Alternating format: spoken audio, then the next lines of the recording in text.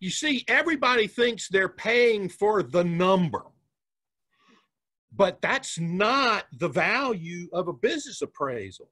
Yeah. It's so much more than that. Agreed.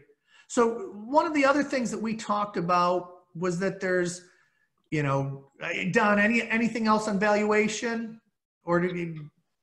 No, it's just such an integral part of your overall planning, as Paul mentioned, because our clients aren't in the business of buying and selling businesses, of appraising them. They can be way off the mark. And if this is an integral part of their retirement plan, they've got a huge gap. Yeah. And they're saying, well, gee, I guess I'm going to have to work X number of years because I thought it was worth whatever. And now it's worth, you're telling, you know, it's worth this, because they're going by EBITDA. Right. Well, okay, it's a multiplier of X. Well, I know John down the road got 4 times, 6 times, 8 times, whatever. Well, yeah, but John had 100 clients all paying Y. You've got 4 clients. You lose one of them. It's an issue, right? Right. Yeah. So I said, you know, that multiplier doesn't really apply to you. And so, you know, the fact that they get under the hood and they can tell you things about your operations, and you know, 70% of your employees are over the age of 65. Does that raise a flag? It might to a potential buyer. Yeah, Right. we've been talking about hiring some more people, but they don't want to retire. And so it just brings up so many different things that it's, as Paul said, it's just not the final number. It helps raise the hood, and you've got an independent party telling you things about your business that you've just had your blinders on.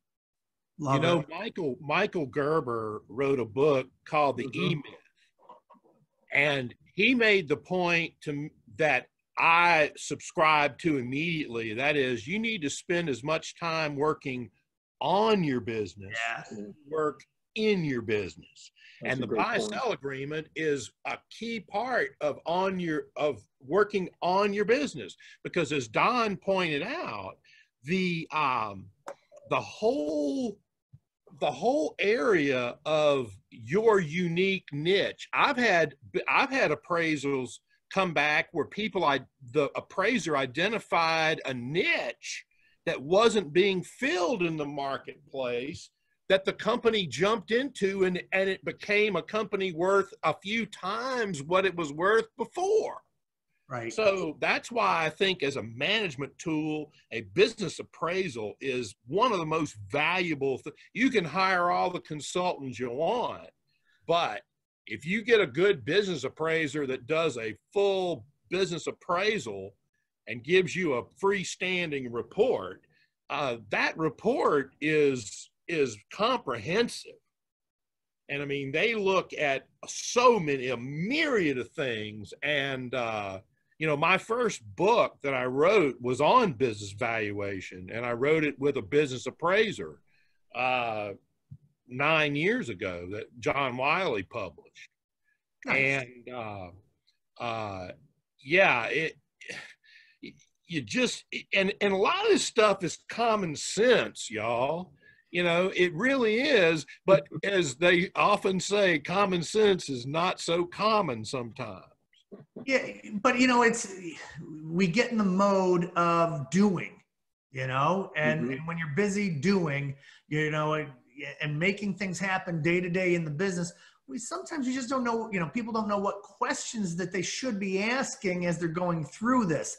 They know which questions to ask their customers so that they can get more sales and, you know, their clients to turn more revenue. But when you start looking internally, you know, that's what a coach is for. And that's, you know, at the end of the day, that's the difference between the three of us and many of the, you know, attorneys that are out there. You're more on the coach side of things, though you're technically, you know, very, very, you know, apt at what you do.